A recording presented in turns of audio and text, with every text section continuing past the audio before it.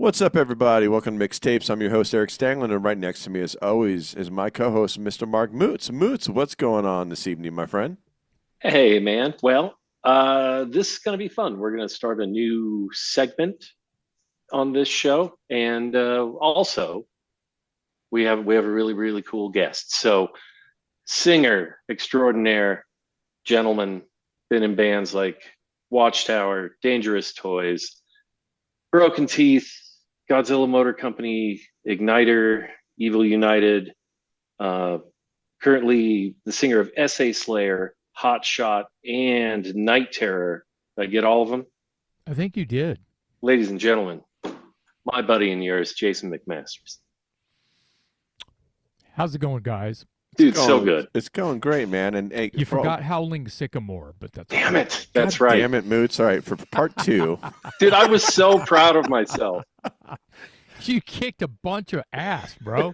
Thanks, man. That was Thank you. awesome. I could have Yeah. taken a nap and woken up and you'd still be I'd working on it. still be but like, no, you just joined a band, I think, since we've been on the call. Yeah. That's right. Yeah, I'm going for the record beat Mike Portnoy. I Right? love it. Oh, Yeah. good. Yeah, good luck on that one. Hey, real Yeah. quick, ladies and gentlemen, before we get this shindig going, I want to say thanks so much for checking the show out. We got a Facebook group now. It's called Mixtape Podcast. Go check that out. Thanks for the support. You guys have been great, man, and we really appreciate it. And if you want to learn more about Jason was on the show a long time ago before Mark was a co-host. We had a great conversation, man, and you can learn all about him there. But today we're talking about albums that made us. And Jason, what's the record? What's the album that made you, my friend? I think thanks again, both of you, for having me, because Yeah.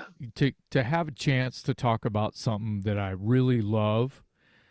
You don't always get that. You get asked questions. I hate the word generic, but questions Mhm. that rock and roll interviews end up being kind of the same. Sure.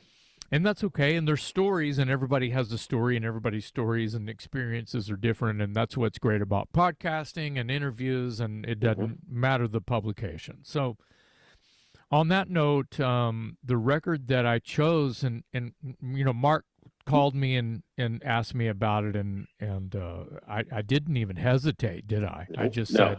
said the record that I want to talk about is Elton John, Captain Fantastic and the Brown Dirt Cowboy, which came out in 1975. Mhm. Are you guys familiar with the record at all? Yes. Yes. Okay. I had like a cursory understanding of it, but then after you and I were talking, I kind of did a deep dive on it to really refresh. It's weird. I actually have it on vinyl behind me Yeah. over here. Yeah. It was gifted to me. I don't think I'd ever played the vinyl, but I hadn't heard it in a long time, and there was a handful of songs where I was like, "Oh, that's right." Mm-hmm. But yeah, so more importantly, how did it come into your life? Well, I ended up discovering this particular Elton record on my own.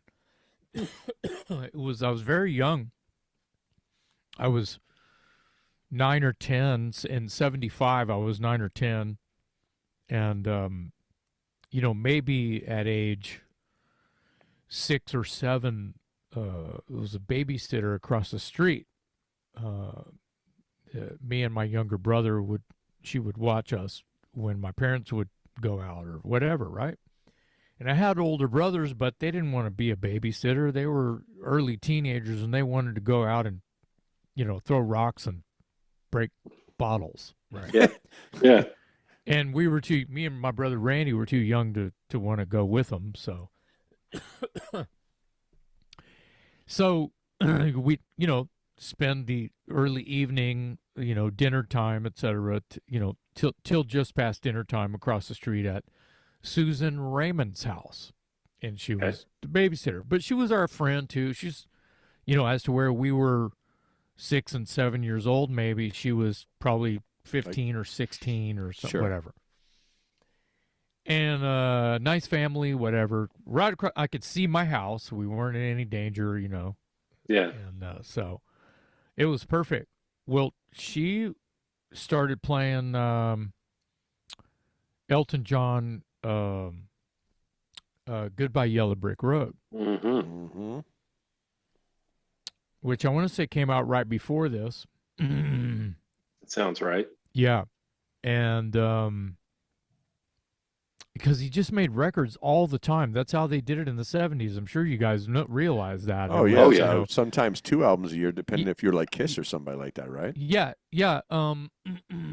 Elton's other 1975 record was Rock of the Westies, and I fucking love that one too. It's so good. And he was in a crazy, strange, up and down relationship with most of his band. And on Rock of the Westies, it's a slightly different band, and it does have a different tone, and maybe less hits, right? Okay. Island Girl was the bigger hit on Rock of the Westies, which he doesn't play that song, and he hasn't played that song in years because it's a little inappropriate. Gotcha. And I get it. That's fine. You Sure. know, he was young and crazy and fucked up when he was writing. You know, him and Bernie Taupin were writing all the really great classic ones anyway. So yeah. But I love Island Girl. I love the whole record. But let's do that next time. Anyway, Okay. I turned to Susan Raymond, the babysitter. I'm like, what? You know, because I had little 45s and I had the little rinky-dink, you know, record player in my room and the whole 9 yards, and for my birthdays and whatever, I'd get new records, and they'd just be AM gold hits, you know, one-hit wonders and whatever, you know. K-Tel. Right, put the lime in the coconut and drink it all, you know, stuff like that, or whatever. Sure. You know, Band on the Run, right? All the good shit, dragging the line, you know, all this great AM gold shit. I had 45s, and that's awesome. And this is pre-Kiss Freak. Okay. This is right before pre-Kiss Freak. Sure. When I started buying, you know, because I'm 6 or 7, so it's 73. Okay. You know, ish. And Kiss was just getting going anyway, right? Yep. Yep. So anyway, you know, I start buying and asking for birthdays, Christmas, whatever, Elton John records, and I have a pretty good stack, but I don't, you know, Captain Fantastic is not out yet. So I get it. 75 rolls around, I'm 10, and that record finally comes out, and I hear that one, a new Elton record, and I have it right here. The artwork is just like, to me, this was like pre-Kiss Destroyer. I was going to mention that. This has some kind of look how dark this is. Yeah. Yes. Yeah. And you guys are artists, and tattoo artists, and you guys see this kind of stuff, and you recognize this kind of a thing. Yep. And then it's a gatefold, so my brain just exploded, pretty much like it was when, you know, when I saw Kiss Destroyer, or even just, you know, the staged Kiss Alive album cover. Yeah. Yeah. He's got, you know, I saw this, but real guys wearing costumes like this. Sure. Real young men dressed up in these. Anyway. Yes. This is related in a strange way by, you know, Elton and Bernie wrote about these old British comic book superhero. There's a guy named Dan Dare. They talk about him, and they have a song called Dan Dare. You know, Pilot of the Future. It's an old comic book hero. And anyway, I have, just FYI, you know, too much information. This lady with the fan and the octopus tentacles, and she's naked. She has two, you can't see it, it'll blur out if I get too close. She has two left hands. Oh, okay. Like the Anthrax album cover. You see her left, you see her left hand. Yeah. It's backwards. This hand is wrong. Yes. On purpose. Right. And I always thought that details that I Yep. would notice as a young person and go, Yeah. you know what I mean? It's like, Yeah. Well, yeah. I mean, that's Wow. the album cover compared to like CDs you're streaming nowadays. Like you get immersed into, like you probably stared at that album cover I'm for still staring hours, at it. right? Yeah, Yeah. right? Yeah, I've been staring at it since I was 10 years old. Right. So See what I Yep. mean? I'm 60 now. That's a lot of staring. It's a lot of staring. Anyway, this sort of like a Venus flytrap with the woman inside of it and the egrets and everything. I have a very close version of this tattooed on my torso. Oh, That's wow. the one. Cool. And these rat fink guys, they're on the front, I believe. And I want to say there's two of them because it's so fantastical. It's like Sid and Marty Krofft shit, you know? Yeah. It- Yeah. It's exactly like that. Yeah, here's one of them right here. He has fire in his eyes and Yeah. little rat fink guy. I have two of those. Okay. I have two of those guys on my shoulders kind of coming in like this, right? Hmm. They're mirrored, right? Yeah. And their fingers are snakes. Mm. And I remember, you know, trying to find things on here that I could turn into just where my torso turns into just one giant tattoo because I thought that was cool when I was much younger, and now I don't even want a tattoo anymore. They fucking hurt. Amen, just- brother. They just hurt. Yes, they And do. I've got a lot. I've got Yeah, yeah. enough. Yeah. I've got a lot. I've got Yeah. enough, and I don't want any more just because the older you get, the more they hurt. You No, know? I lost my sense of humor about it a long time ago. It's fucked up, isn't it? Right. It is. I mean, It's I'm joking, but I'm not joking. you know? Oh, I'm 1,000%. Yeah. Anyway, so there's a bunch of these sort of rat fink guys on here, and where I'm going somewhere with the fingers being snakes. Mm-hmm. And there's a song on here called Bitter Fingers. Yeah.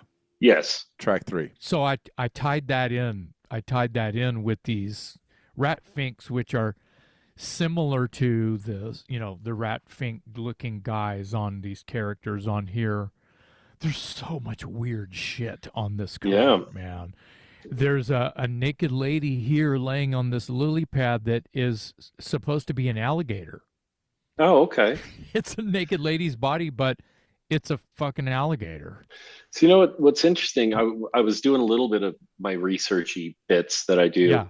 and the album cover was designed by a guy named Alan Aldrich. Correct. But it's inspired and based upon the Garden of Earthly Delights by Hieronymus Bosch, Wow. which is like famous like stuff, and really wild. Like you should look that painting up. It's insanity.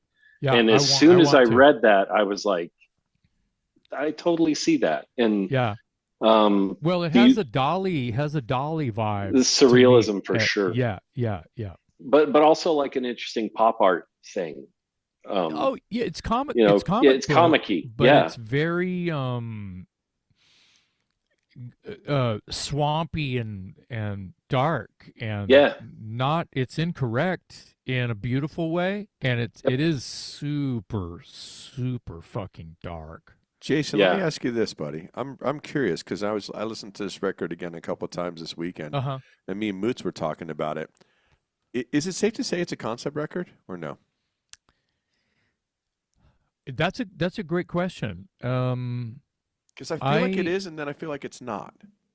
You know what yeah, I mean? I think that there are some related lines, lyrical lines in some of the And songs. themes too. Yeah, Right. that repeat, Yeah. and you don't notice it until you Yeah. are Immersed you in drink the Kool-Aid, right? Yeah. Yeah.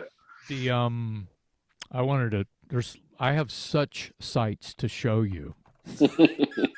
This is my autographed Elton John, Whoa. 8x10. Oh, To Jason, best wishes, Elton John. Do you want to hear the story about this now? absolutely know, do. yeah. Since I spoiled it. Yes. Yeah.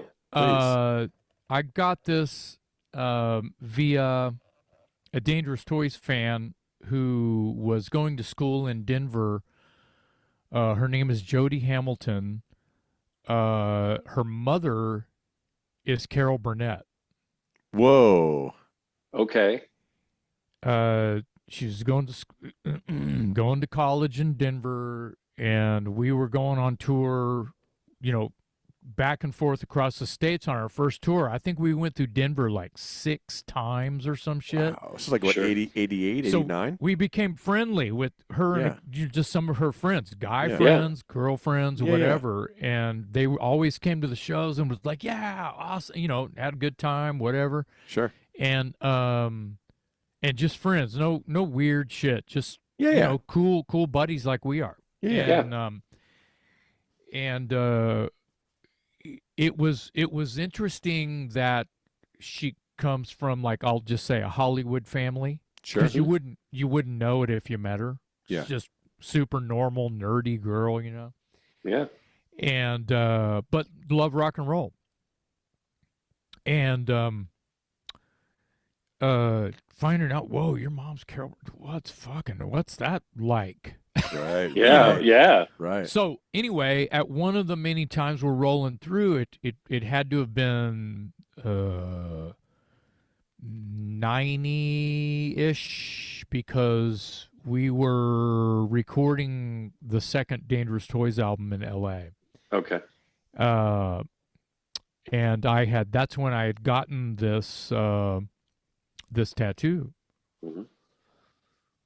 And it was after the recording. We were finishing up out there, and then we had some shows to do, and we were on tour, and I had just gotten this. We had just come from California, and I had just gotten my final coloring done. The final session. It was like 7 sessions. Yeah. And I was putting salve on it, because I didn't want my shirt to stick to my fucking, put saran wrap on. I was doing I was taking it, and Jody and Mike were sitting out there, my bass player, just right there, and I was, whoa, that's crazy. And Mike's going, yeah, that's from an Elton John cover.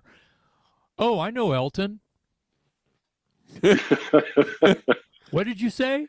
Oh, you're an Elton John fan? Oh man, well my godfather is Jim Neighbors. Oh. I'm like, Wow. what the fuck are you? You're blowing my mind right now. What Right. the fuck are you talking? She's going, yeah, and then I just, Yeah, of course. Carol, those are Burnett. friends of Carol. That's our Yeah. friends of her mom. Yeah. Those are friends of her parents. Yeah. Well, Jim Neighbors, I don't know what he was doing in 1990, but they had the same management as Elton. Oh, okay. And I mean, Jim Neighbors probably had appearances. He Sure. would go to homes and do stand up, or surprise. Yep. And whatever. Golly. Yeah, to go. Yeah, that's fucking great. God, man, they don't make them like that anymore. No, they And, don't. No, they don't. And he was a great sort of opera type singer, excellent singer, entertainer. Anyway, so it made sense to me. I Yeah. didn't question the Jim Neighbors thing once it hit me like a ton of bricks. Yeah, sure. Yeah. And yeah, I'll call I'll call Jim, Uncle Neighbors, Uncle Jim, whatever she called Jim Neighbors, my Yeah. godfather. Holy shit. And check your mailbox in 6 weeks or whatever, just check your mailbox. Make sure I have your address. And I'm like, holy shit. Well, went out to the mailbox one day, and there this was. Wow. Wow. So I've had this since early 90s. Dude, that's so cool. Yeah. Another it is. one. I have another one. So Okay. This record was produced by Gus Dudgeon. Yes. Well, first off, this is related. This is autographed by Jay Grell, my tattoo artist. Oh, cool. This is Oh, the that's stencil he used. yeah. On my chest. Hell yeah. That's awesome. And you can see how it's a little bit different Mm-hmm. than, it's slightly. A little more, yeah, it's a little more Off on- American traditional, and Yeah. it's cool. Yeah. And I was like, he drew this up, and I was like, yeah, that's it. Go. That's and awesome. He signed it. It even says 90 on it. So good. Glad my clock is right. Hell yeah. Yeah. Whoops. Hold on. Don't be losing That's stuff, kinda, Jason. I know, dude. This is old. I was going to say. This is fucking old. Anyway, That's history.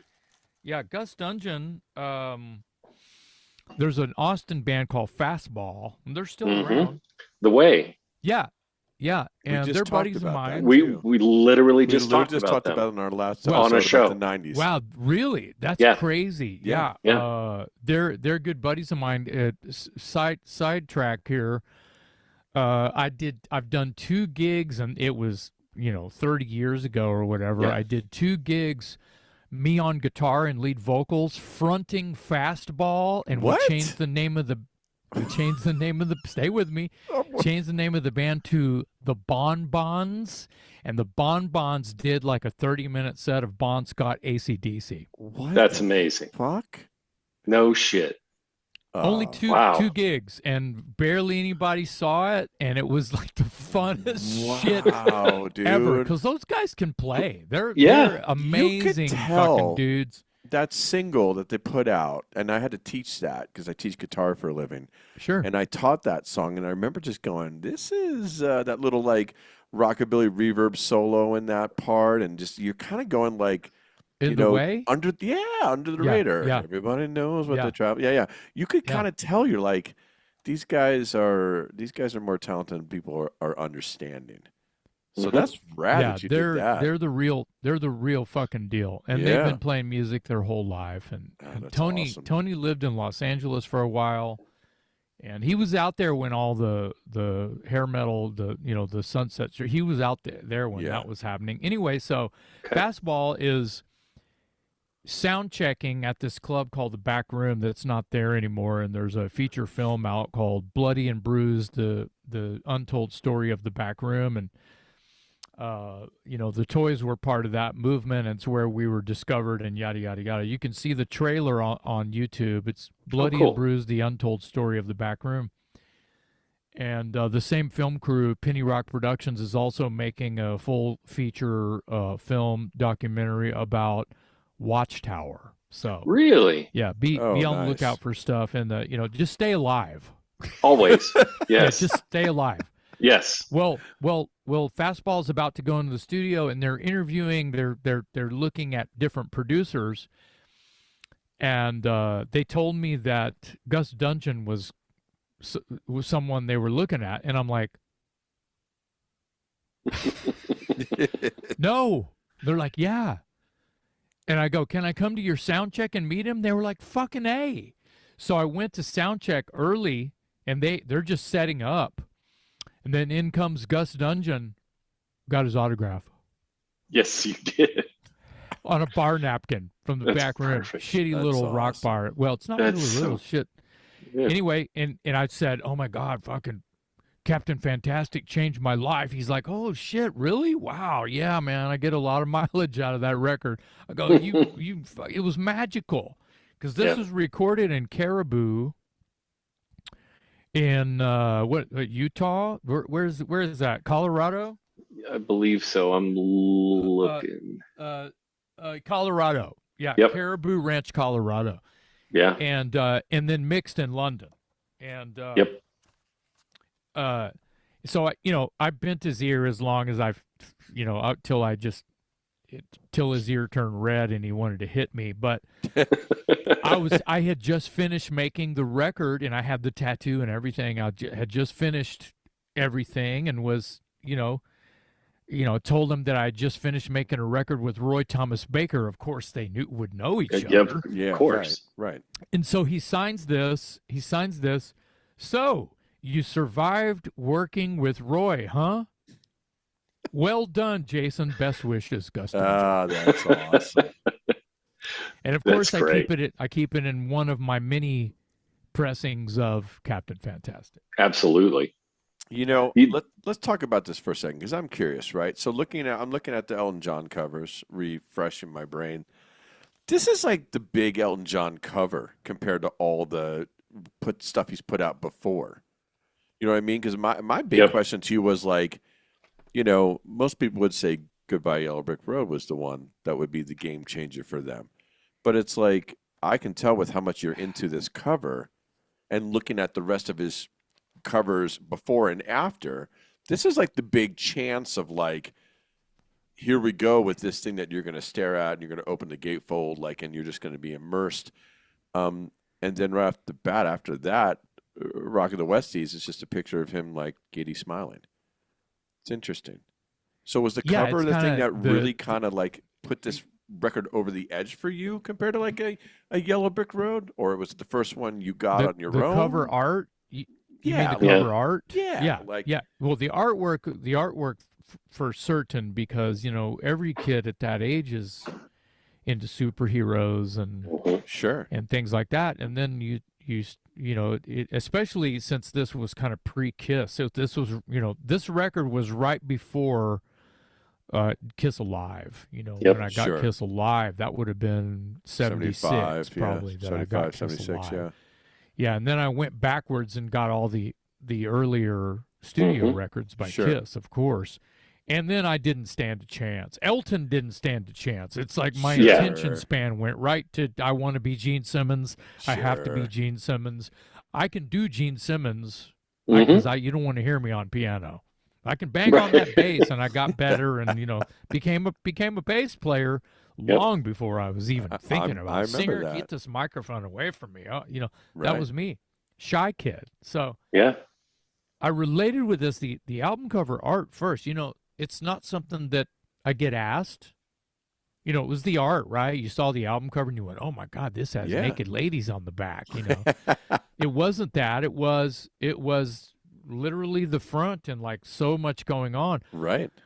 But then the songs. Yeah. Because I'm not listening to it in the record store when I'm buying it. Yeah, another Elton record. It's Elton. I gotta have it. It's Elton. It's Elton. That was me because I was a little kid, and I had to be into Elton because the babysitter was playing this really great stuff, and I was like, I felt like I was growing a little bit by being into something that was not on a 45. Right. Sure. Makes total sense. Like the first long players that I had were like storytelling. I don't know. Sesame Street, ghost stories. Yeah. Alfred Hitchcock reads ghost stories. Dude, those things were so huge like back that. then. And so huge. love those. Yeah. Yeah. So fun. Love it. So what an experience this record is for you then. Good Lord. Yeah. Makes sense. Yeah. The songs, I would sit there, much like my Kiss records soon after, I would sit there and listen to these Elton records at such a young age. And even like Kiss, not know what the subject matter was really about. I'm a little kid going, I'm a bitch, old bitchy is back. And, just like, fuck yeah. Woo! And so that's a window into, but, there's so much shit on here. Like Someone Saved My Life Tonight. It's got to be my favorite. Oh, hands down. Yes. Hands down. Yes. And it was a massive hit. And, Elton was interviewed, it's been years ago now, but it was in like the beginnings of what I would call the modern Elton. Probably pre-Vegas, but, getting close to being a Vegas act, whatever. I'm Still Standing, early 80s. No, it was probably even after that. Even after, it wasn't even 80s. It was probably late 90s. He's being hair plugs on a talk show. He's got his new hair. The hair Elton. He's doing the fancy helmet. Right? Yes. He's doing the movie soundtrack Elton right around that time. Yeah, sure. That's good. Just to be era specific without being specific really at all. And he's being interviewed, and so it was Tonight Show. It was someone legit, and they're asking him, dude, if you had to pick, because you have like 50 albums out, whatever. You're a lifer. What's your go-to? What are you most proud of? What do you think is? And he kind of looked around for about 2 seconds, and he went, probably Captain Fantastic. I really think me and Bernie just had it together at that moment like no other moment in our entire you know, going on 48-year career or whatever Yeah. fuck he said, you know, but Yeah. he chose Captain Fantastic as the album, as a pinnacle of as a point where it was fucking serious. Yeah. And this is how I feel about this record all the time. You Right. know, I mean, sure, I like this Elton and that Elton, but this Elton, forget about Mhm. it. Yeah. Very, very special.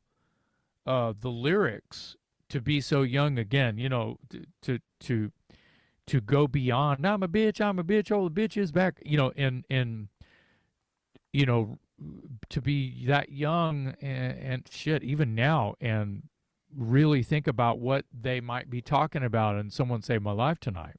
Yeah. Yeah.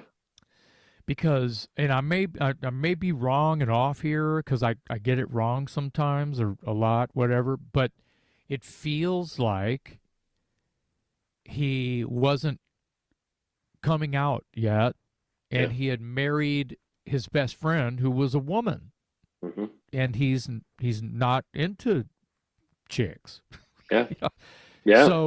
So this is a thing where someone had like literally like, dude, what are you doing? Why'd you do that? That was dumb. Why are you doing that? She's my best friend. We live together. It's the greatest thing ever. She's the greatest. And then I see the same story in Freddie Mercury, married I his was best gonna- friend. Yeah. It's I the was same going to fucking, say that. it's Yeah. the same fucking thing. He just Yeah. pulled a Freddie Mercury. He just did a Freddie Mercury. Yep. And then I'm like, whoa, dude, whoa, wow, wait, you know. And then someone was like, dude, you need to nah, dude. Right? And I feel like that's kind of what the song is about. And I think there was more to it than that, but that's heavy shit. Yes. And I don't know any of that when I'm 10. No. Right. I don't know what that's about. What are they talking about? Sure. You know, and I think I wanted to know, but there was no one there to really explain it to me, and nor Yep. would they want to do the research to try to find out. There was no way to find out, probably. That's a Yeah. great point right there. We Unless don't they're have reading the a internet. Rolling Stone interview that's talking about it. you Sure. know? That he actually said. No, I think it's amazing when we're that young and we're hearing, kind of discovering our music for the first time in our life. Yeah. Things that's kind of why I wanted to do this type of show, this segment, is because I think that a lot of people who know who you are and know your track record, they might not know that you're a big Elton fan. And some of them might be surprised by that, right? That's I'm not. That's something that's been happening, you know, off and on in my life when they figure out what this crazy tattoo is on my, you know, or they read it somewhere. Oh, it's from Elton John, Captain Fantastic. Like, Yeah. why would someone do that? Yeah, but like, It's like because they're crazy. You know. so for me, like I could say the same thing you're saying about like the lyrics of Someone Saved My Life Tonight. For me, it would be like Operator by Jim Croce. Great choice. 100%. I as a child, I didn't understand what that song. Yeah. I fucking love Jim Croce. Yeah. But like I didn't know what Operator was. And then at some point in my mid 30s, I was grocery shopping and that song came on, and it was like I heard the words for the first time. Yeah. And like I started crying my eyes out in the middle of a grocery store and had to leave. Like I think it's the saddest song ever written. But it imprinted on me so early and so in such a significant way. And that's kind of the vibe I'm getting from you for this album. And that song, I liked the album. I do like the album. But Someone Saved My Life Tonight, I was just like, Jesus, that's like a masterpiece. Yeah, like it's a great song. It's fucking unbelievable. It if I really may is. Say that. Yeah, please. There are moments in it that you feel the dark place. Mm-hmm. Because he was obviously depressed, and obviously his confidant is Bernie Taupin, and he's telling Bernie all about. You know, Bernie knows him better than he knows himself. Yep. And it could have been Bernie, the one calling him, going, "Dude, what are you doing?" And Bernie's writing this lyric, going, "I wrote a song for you. I'm too depressed. No, you're gonna like this." That surely a version of that kind of happened. You know? I could see that for sure. Yeah, and then but give us some other tunes on here that you think deserve highlighting. Well, Bitter Fingers is about writing songs. Okay. You know, the chorus, "It's hard to write a song with bitter fingers." Oh, yeah. Yep. Right? Yep. And that kind of spells that one out. Yes, it does. And he talks about, there's some history lesson in the lyrics where he's, and it's Bitter Fingers. I'm going on the circuit, playing all the pubs, just like we used to play the good old pubs in Stephanie. We could knock a line or two together for a friend. And then they're talking about these places that they used to, he used to play gigs at, and I guess where they would try out new songs. And I love that. I mean, it's almost like I'm listening to a movie about a songwriter, right? Yeah. And now they're cinematic. These lyrics are really... I just pulled them up, so I'm like tracing them. Even the chorus alone is actually pretty. I think it says everything you're saying. It's hard to write a song with bitter fingers, so much to prove, so few to tell you why. Yeah, those little diehards in Denmark Street start laughing at the keyboard player's hollow haunted eyes. Yeah, it's like that's perfect. He's probably fucked up. Yeah, I think he's not in a good place. Yeah. But it hits us all differently too, right? Because we're all musicians. Yes. We've all toured. You hear these songs in different parts of your life. Like you talked about with Operator, right? Like I can tell you the same thing with Old Man by Neil Young. Sure. When I hear Old Man later on, I'm like, Jesus, this hits differently. It's like, like when you're younger, you can like music, but there's certain songs that you just aren't ready for yet. And you might like the music part of it, but then when you're ready for it, when you've had enough life experience, and that's what I got listening to this record, like re-listening to it a couple of times over the weekend, was like, it's relatable to me a lot more than it ever would have been if I heard this at like 12 or 13. Like this is, I could feel, like you said, cinematic. I can feel the rooms. I can feel the rooms I played that don't exist anymore, or like feeling like I don't get that feeling anymore because I'm at a different age now when I play. It's something different. It was super relatable to me, to be honest with you. Yeah, the things about this kind of music, and not to get off topic too much, but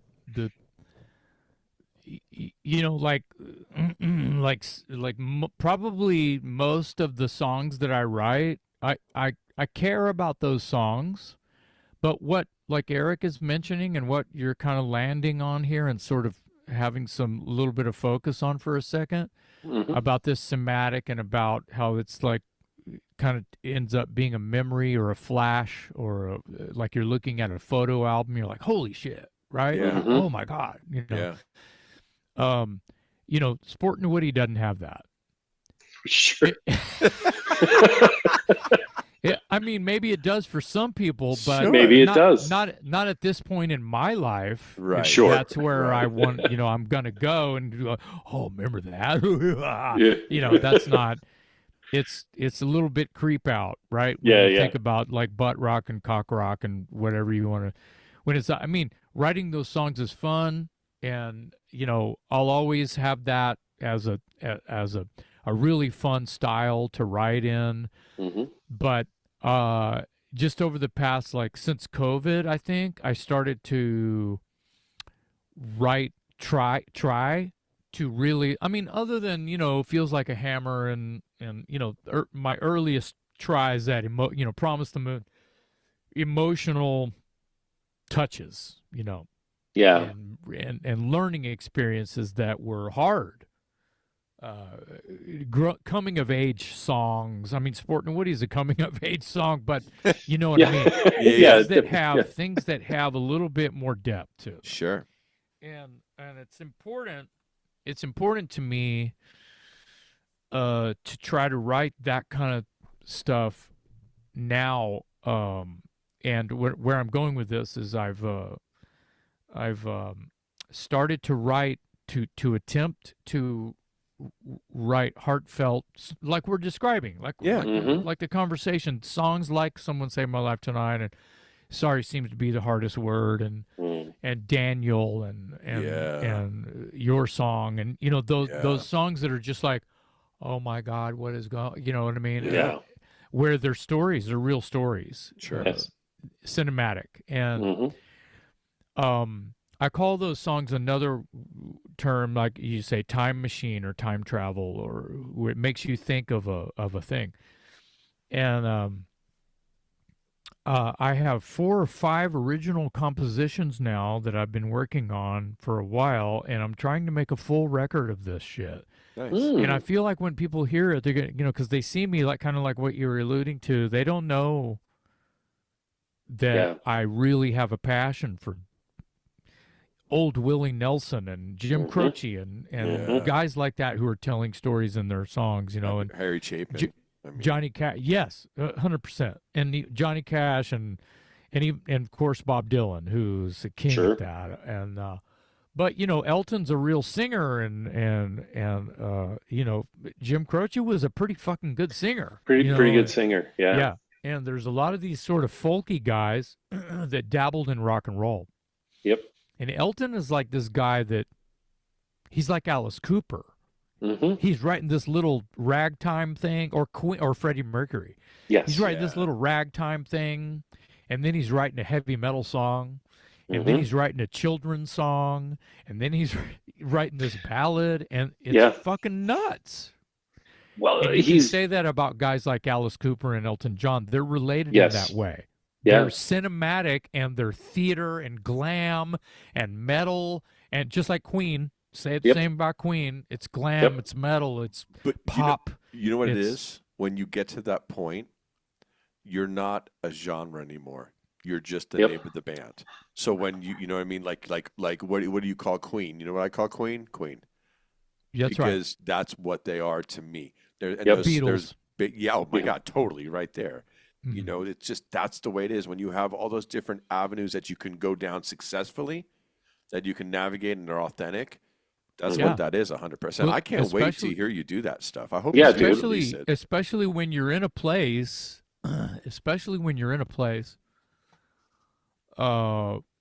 where you've kind of you've got the cover, you're on the cover of the Rolling Stone, you're a Beatle, or you become Elton John, you become successful, and you're in that place where you can put out any kind of record you fucking want. Yeah. Yep. At that point, you can change the color of the water. Yeah. You can do whatever you can travel. David Bowie did it. Oh yes. Every record is a different character. True. It's kind of these madmen. It's like, wait, don't you feel like you have this thing, and you need to kind of, this is who you are now, so you need to ride this out. And it's like those guys that trailblaze and then take a left on into the trees. Yeah. Well, that's what those guys did. They're trailblazers. They don't give a fuck about the road they were on. Yeah. They want something new. Yeah, when you got the fuck you money, who cares, right? And that's when you can be the real artist, right? Where you can say, like, you know what I mean? That's the word I was going to say. The people we're talking about they are musicians, but they're artists, and that sounds pretentious, and it's not. Right. Like, what else would you call somebody like Elton or Bowie or Queen or like, they're not just musicians. They don't just write songs and play, instruments. Like, there's craft here. Yeah. Right. And depth. If you call yourself a painter and all you paint is one rose inside of a vase, look, I'm getting better. Well, that's your 100th one. Yeah, you better. You should be. Here, my next one's going to be even better. There's going to be it's two still roses. A rose in a vase. It's not. Nope. How is that better? It's not. It's not. It's not better. Yeah. Stevie Wonder, Jimmy Page. I mean, these are people that just, You know what I mean? Like, Yeah, they go Yeah. beyond. Yeah. yeah, Yep. and It's true. and you can miss big time too. It doesn't matter. You know what I mean? Yeah. And there could be records where, like, me and Mark were talking about this the other day, and here's a great example of this: is Metallica. And I'm just gonna disclaimer. I really haven't liked anything Metallica's done in a long, long time. That you put out Saint Anger and you do Lulu back to back, essentially, almost, and you still are selling out stadiums. Like, I have a lot of respect for Metallica for them doing what they want to do, taking chances with how they want to, and they're smart with their fans. They give their fans the old stuff that they want, and all the remaster stuff, and all the live stuff, and all that other stuff. But it's cool even when a band, in my opinion, will like fall on its face. It's okay because they tried something that they really wanted to, and maybe I'm just not the demographic to understand it, and that's totally fine because there is a demographic for that. You know what I mean? And Yeah, but you're old enough. I'm sorry, I'll backpedal. No. Smart enough I'll take both. to sure, me too. I own that shit and Yeah, man. and rely on your knowledge as as a well-traveled man and musician who understands what it is that they're trying to do at this point. Yeah. Where, like you said, fuck you money. They got fuck you money. They've had fuck you money. Yeah. But in the when the trends were weird and they cut their hair and they got the tattoos and wore the makeup and they did the load and the reload and your load and my load and Lulu's load and some kind of monster load and oversized load and whatever. Anyway, wide load. It almost doesn't. They were figuring out, why don't we just, I just fantasize about this meeting they had one day, just having lunch or whatever up at the studio. And I said, well, guys, let's just do whatever we want. Mm-hmm. Yeah. Let's just sound like whatever. Let's go in that room over there after lunch and just write a song and put it on a record. Yeah. Who gives a fuck? Who cares? I don't give a fuck. The biggest band in the world. Yeah. What's the worst thing that could happen? Yeah. Lulu. Well, but Eye on the table. Yeah. Well, the thing is people bought it. They sure did. And it proved to them that the loyalty, I mean, I'm going to get shit for this, but Iron Maiden is the same to me. Yep. There's Iron Maiden records that I don't know, that I won't know, that I don't own, and I won't own because it's not on my radar. I still want them to write songs about the devil and hookers. Yes. I'm And 1,000% on your team. And they don't, because all that punk rock is now gone, right? Yes. Even though they don't like it when you call them punk rock, but But they I were. mean, come on, Sanctuary is punk Running rock. Free. Yes. Yeah, yes. it's all punk rock. Yeah. Yeah. But they didn't call it that. They thought they were being progressive, and that's great Mhm. because they were. They were being Yep. crossover, and they didn't even know it, and that's the beauty of the whole fucking thing. So they kind of are in a place where they can sort of do what they want, but it still has Iron Maiden because I think it's the same. It's a DNA. Yeah, it's a thing that they do, Yeah. and that's cool. That's cool. Yeah. Slayer, you can't really say that about, but they did change gears once in They a did. while. Every once in a And while. you got to bless them and see Megadeth tried that, and I don't think Yeah. that they really gave a shit about it working or not working. Yeah. But they tried some shit around the same time as Metallica, Mm-hmm. and The Risk and Super Collider. Right? yeah, I Yeah. respect that. Yeah, Breadline or whatever that was. Yeah. Yeah, Yeah. I respect that. I didn't. I was like, yeah, I'm kind of lost on this, Yeah. when I heard it, but I have to respect them for what it is they're doing. So Elton Yeah. does whatever Elton wants to do, and Yep. I think once he reached Lion King status, or Yeah. it changed things, and that's when he kind of started wanting to be a family man too. It all started to really make sense as to who he had become and learned about himself too. So these are things that are important. So when you go back where he's depressed, for whatever reason, and he's doing drugs and he's partying all the time, and his best friend is like the greatest lyricist in the world, and they don't even know it, and they've known each other their entire lives, and they come up with this. My young mind was blown, and I love the songs on here. I front an Elton John tribute band called Captain Fantastic. We don't play very often just because of scheduling issues, maybe a couple times a year. And some of the crew in that Elton tribute are the guys that I collaborate with in this original project, which doesn't have a name. I don't know if it's Cool. a solo project, or I don't know what to do with it even yet. But Sure. I love the songs. I love the challenge. And it's really hard I bet. to write the lyrics that I've described. And it's really hard because I don't play piano, and I really want the germ of the song to, the DNA of the song to be a piano, like a baby grand or a stand up, or I want it to have this vibe that comes from that place, because it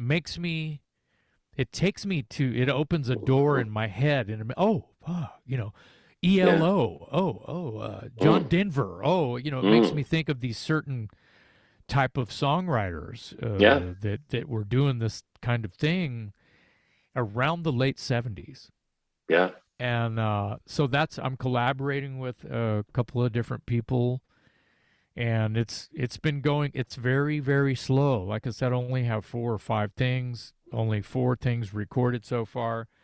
I wanted to talk about, there's a song on here, it's hard to write a song with bitter fingers. There's a song on here called Writing, ironically, right? Yeah. And it might even be those 2 songs where there's some similarities in placement.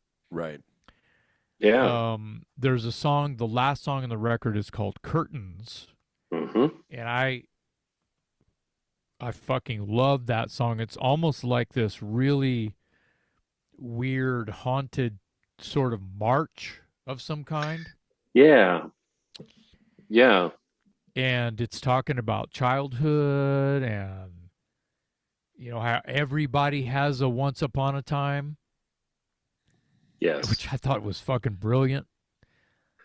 There's so much going on, and I wanted to get this in there. There is a video of Jerry Cantrell in some kind of small bar or venue covering Curtains. Oh, wow. Oh, he's a huge Elton fan. Yeah. He's a huge Elton fan. He knows this shit. Yeah. Oh, He knows this record. Yeah. Well, because Elton was on the Black His Way to Blue album. There you go. Yeah. Yeah. Makes so much sense. No big deal. You just call up your buddy Elton. Yeah. Well, and the best right. part is like, here's the song. Can you write some piano to it? Yep. And Elton wrote piano to it and just sent it back to him, and he's like, "Yep, that's perfect." Yeah. I mean, it's just wild. It's like like that thing that happens where you're just like, honestly, Jason. Like, I mean, I remember being 13 years old and hearing "Scared" on MTV, and like just falling in love with that tune. And here I am talking to you right now. You know what I mean? It's like those kind of things, man. And it sounds, it's like. It seems surreal to you. It does. I mean, we get to talk to a lot of people that we grew up listening to that had imprints on our lives. You know what I mean? And I think that's the coolest thing. And to sit here and be able to talk to you about this record's neat, because the more we talk about it, I honestly think it's a loosely a concept record. I think it's a theme record. Yeah, theme record's probably the better. Yeah, because it has that vibe. Because it kept reminding me of like my music career over time, and it I feel like if you go back and listen to it, it might do that to you too, or maybe it's some other, how great music, like it doesn't have to be, you don't have to know exactly what it's about. You can make it about what you want it to be about, essentially, like what it means to you, kind of like the whole that's right, like the Police, Every Breath You Take was the number one wedding song, and it's a creepy motherfucker. And it's a stalking song. Mm-hmm. You know what I mean? But like what it meant to people was like, oh, you're the most important person in my life, and this is the song I want to be our first wedding dance. So it shows you what you can get out of a song that, whatnot. But yeah, it's really cool to hear this tonight, and like kind of really understand like why this record meant so much to you at that, and obviously at the age, and we understand the backstory now, which is really cool of it, but it's neat to, let me ask you this, like, is there a song you don't like on the record? No. Nice. So it's like a perfect record for you. Yeah. There's moments here.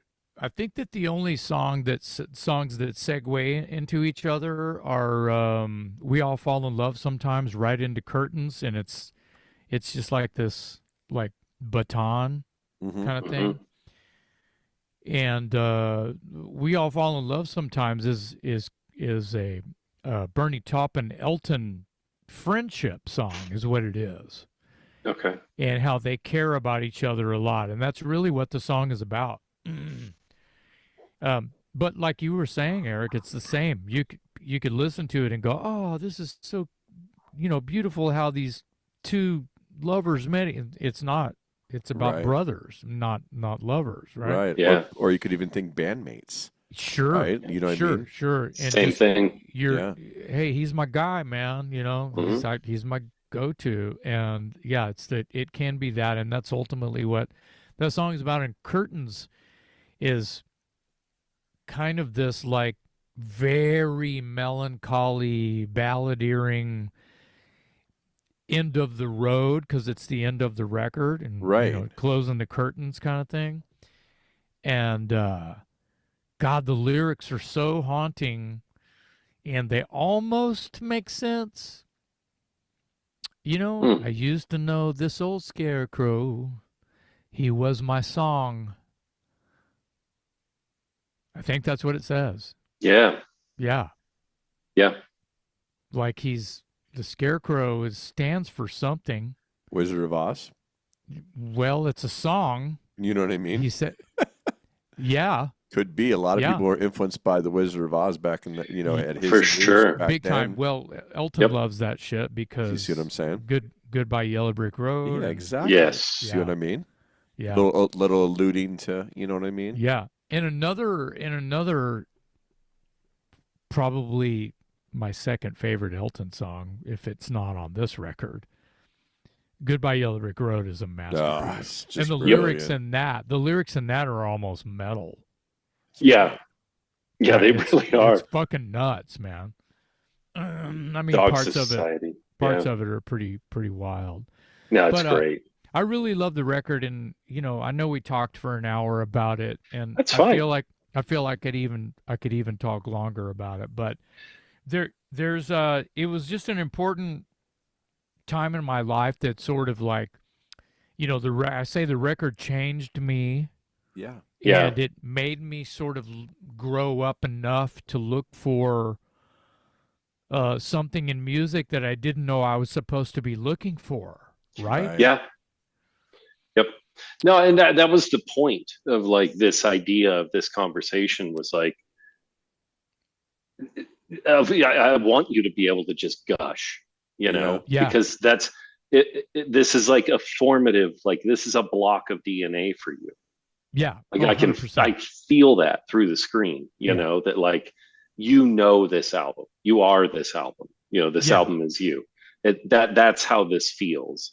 Yeah. So you completely understood the assignment. You killed it. You did. Thank you. And it was an easy test. Clearly, yeah. I mean, it took you like maybe 30 seconds to hit me back with it's got to be Captain Fantastic. Yeah, if I wouldn't have hit you back, I would have continued to hold my breath.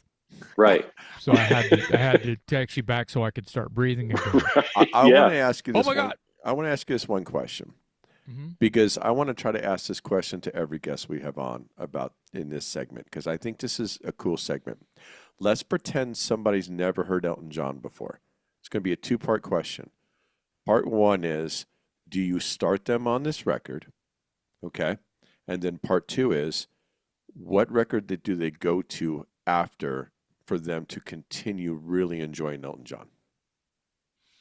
I love the question, but it's difficult because if you go forward, I'm going to tell them straight, just go chronological after that. Yeah. But Yeah. but I feel like, you know, there's this many records, you know, there's at least 4 or 5 records that have songs that are on his greatest hits. Mm-hmm. Meanwhile, Captain Fantastic is the greatest hits to me because every fucking song means something to me, and I Right. can listen to it on repeat. Yeah. And something very, very similar, and maybe we can do this again, and we can do that record. Is Redheaded Stranger, Willie Nelson. That's a fucking great record. Every song, and that is a themed record as well. Mm-hmm. Mm-hmm. It is. Every song is related. He visits parts of song 3 on song 7. It's fucking nuts, man. And that the big hit on that, of course, is Blue Eyes Crying in the Rain. Yeah, great song. And that record means something to me because my dad played that for me for the first time. So now when I hear it, I just freak out. Yeah. So that's a record that's one of those records. Yeah. Mm-hmm. So everything about that question is really great because but it's hard for them to say, the whole record, unless it's, I mean, Rock of the Westies is, the full record is fucking slamming.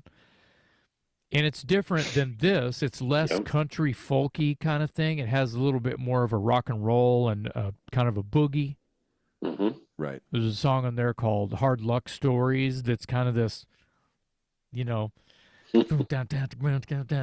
lot of percussion and almost like come and shake your body, it has a rumba to it, a little bit, and he did that sometimes. And Ray Cooper is his longtime percussionist and who's been with him forever. And Elton still has the same band. I mean, Dee Murray, the bassist, is dead, but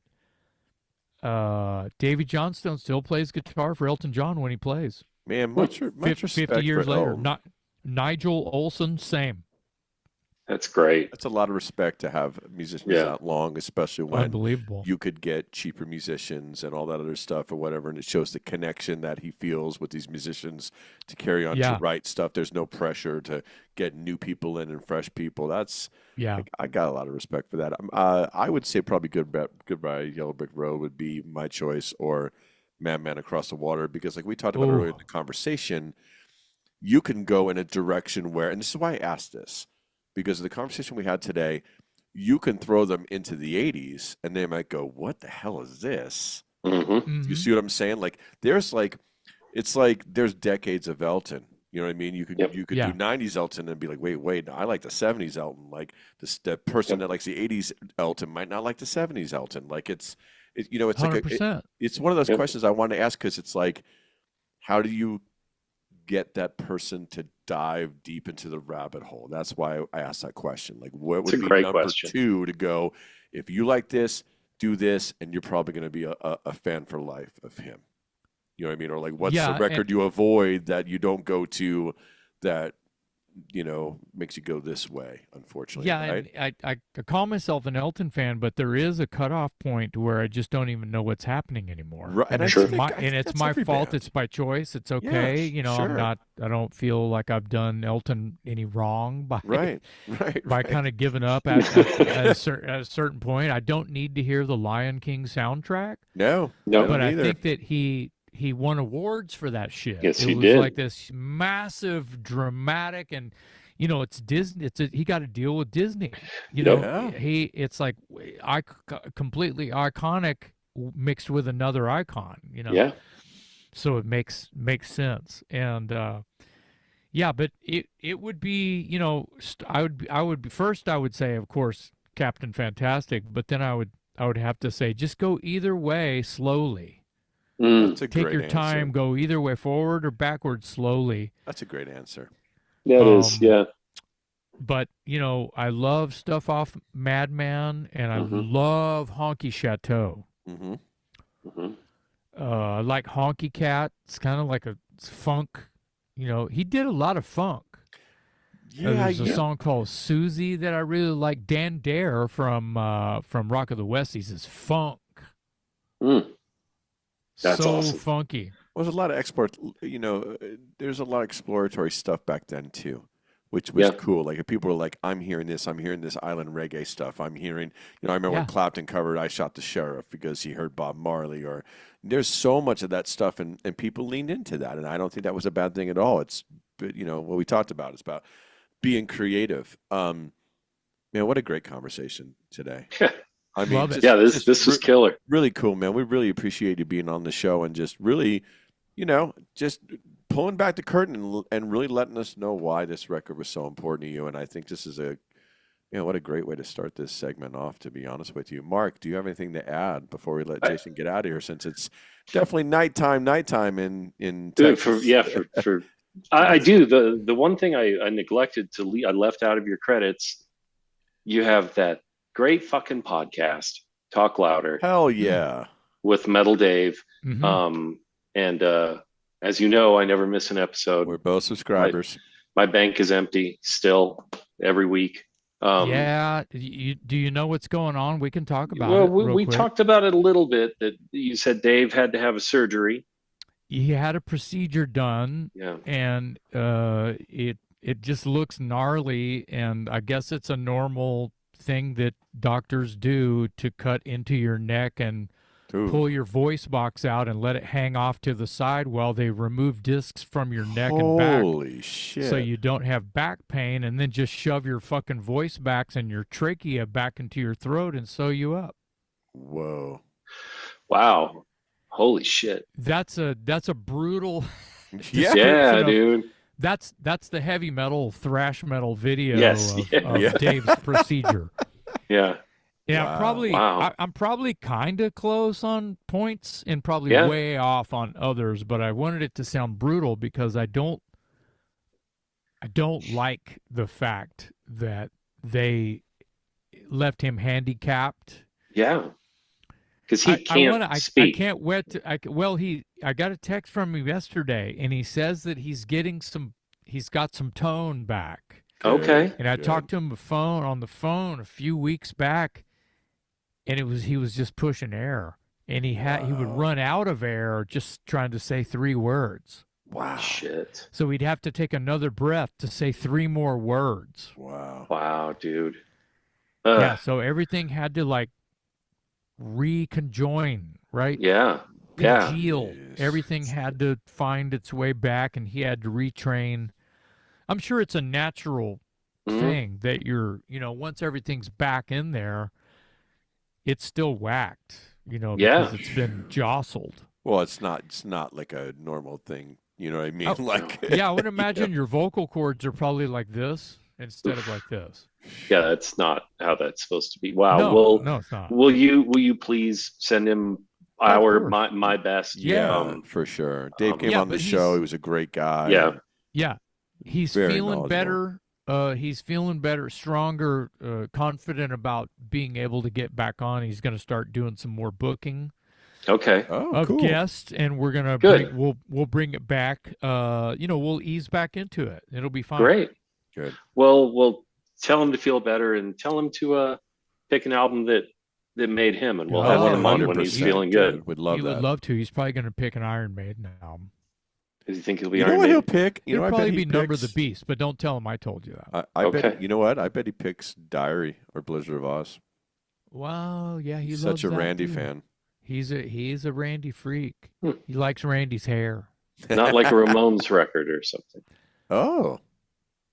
You guys know Metal Dave really well. Yeah, Dave, if you're listening. Dude, I've listened to hundreds of hours of you guys talking. We're not. Yeah, the Max Norman one you did was great, by the way, just so you know. Yeah. Thanks. That episode was awesome. You know that you guys already, I was a shoo-in. You knew that I was going to pick this record. I 100% knew this is what you were going to give me. Yeah. But I was like, maybe you'll surprise me and it'll be like Powerage or something. Oh. I literally, song. it was, song. That's what I was doing when I was like, it's going to be Captain Fantastic or it's going to be probably Powerage. Bon Scott AC/DC. I'm in your camp, Jason. Yeah. I love Bon Scott AC/DC. There's something Well- about that delivery, like the way he dances around the beat with his voice, like yeah, dude. Like I just think of Sin City, that breakdown in Sin City. He's just awesome, man. He's the dancing Live pirate. Wire, dude. Yeah. Jesus. So Well, see, we could do this as many times as you want, Jason. Sure. Sure. Amazing. Take her away. That real quick. You Yeah. mentioned Max Norman. This is a good chance to plug something. I don't know if you guys know this, but it's currently in the process. Reissues of the first 2 Dangerous Toys albums coming out oh, cool. really? On Yeah. vinyl? on vinyl. Nice. Hell yes. Gatefold with booklets, handwritten lyrics, There we collage, go. 24 by 36 posters, There we go. Shit. unbelievable totally with the fan in mind, and it's just Killer. fucking time. And Nice. a label called Kenyon Records is putting it out, and Okay. they got the licensing from Sony. They got the go. There'll be 3,000 pressings of each. Okay. And Awesome. and Max Norman did the remasters. That's amazing. Yeah, that's awesome. And also, yeah, just take my money. I'll do it. Yeah, Yep. right. Yeah, I'm with you. Yeah. I'm in. Yeah. I'm Yeah, in. that's killer. That's Yeah, I awesome. whole still new- got to get. A I whole still new have to line get of the. merchandise to go with it too. I saw some of that online. No, That's cool. that's new. That's Or some stuff that's- I put together. This will be specific to for the reissues. reissues. Oh, yeah. great. Cool. Yeah. Yeah. Okay. Excellent. Well, I got to send you some money anyway because I still haven't gotten the Energetic Disassembly re-release either. Oh, so. I don't have those. You'll have to order those from High Roller. Set through High Roller. Okay. Yeah. I'm sure High Roller. I'm sure there's some chain stores or mom and pops that have a U.S. distribution that probably still have it. Okay. Cool. Yeah. See, that was me plugging the Watchtower reissue, Eric. Love it. That's what that was. I love it. Love it. Have So you good. guys heard Night Terror yet? Yes, I have. It's on my phone right now. Nice. Yes, That it's was- killer. That Moose was is a all fun over it. record. Dude, it's like I'm not a fanboy, but I just really like what this guy does. So, Great singer. and Yeah, he's a killer singer. And dude, we're all lifers, man, and we all get Yeah. it. We all get each other. No, man. That's what it Night is. Terror is cool. It's fucking metal, dude. yeah, Like it's metal. And I but love it's it. not. But it's not thrash. Like No. like Igniter has thrash moments. Yes. Like Igniter is like a really fucking pissed off Iron Maiden. I feel like And- Igniter is like almost speed metal. Ooh, yeah. There's You that. know, not It's got- thrash. It's got speed punk metal. rock guys in the band. Yes. I mean, there's guys Yeah. in the band that are punk rock guys. Okay. They're just playing metal. Yeah. You know. Yeah. And Night Terror is like guys who grew up on classic rock playing Mhm. heavier,